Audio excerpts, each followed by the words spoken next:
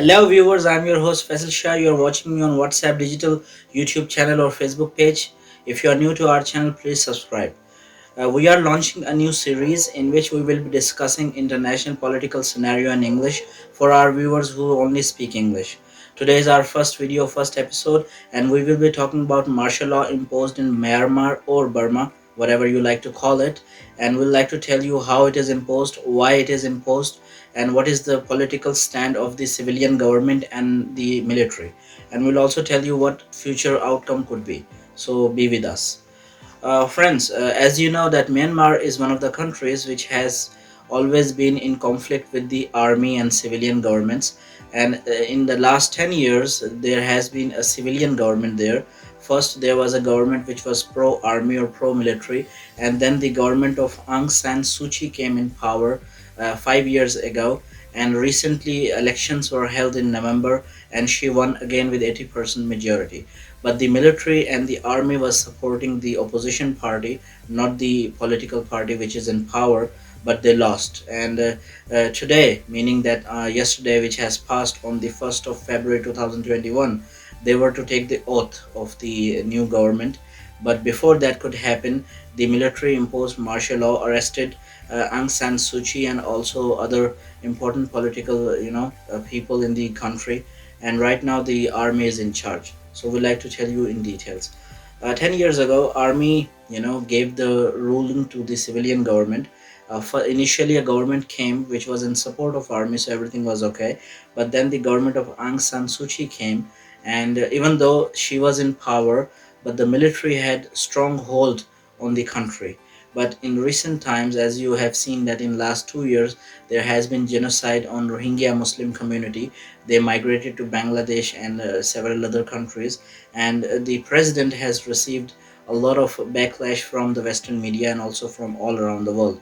This has created unrest within the country as well. So martial law brought fear to the public of the Myanmar. They are very afraid of it and they don't like it. No country likes martial law, and Myanmar is not an exception. Now I would like to tell you how and why this happened. 5 years ago, when she was elected and she came in power, Suu Kyi, she was the most favored leader of the country. She has been in house arrest for more than 15 years during the martial law, but later people liked her, people voted for her, and she came in power. But the things did not turn out the way military and establishment wanted it to be. The Western media always praised her, appreciated her, and gave her more value, more power compared to the military leadership and establishment in the country, which has brought unrest in them.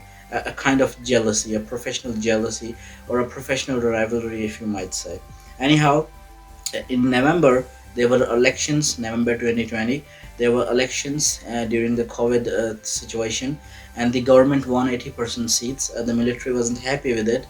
They wanted their supported party to win, but unfortunately, the party lost, and as a result, military was very unhappy, and they were willing to take the power in their hand and give the power to the people or the government or the political party which they were supporting. Anyhow, 1st February 2021, the day of oath taking by the new, yet again, President Aung San Suu Kyi, but it didn't happen. The military came in and they hijacked everything. You know very well how the martial law takes place, and they took out her and her government people from their official residencies and buildings, put them in house arrest and some of them in jail, and has imposed martial law.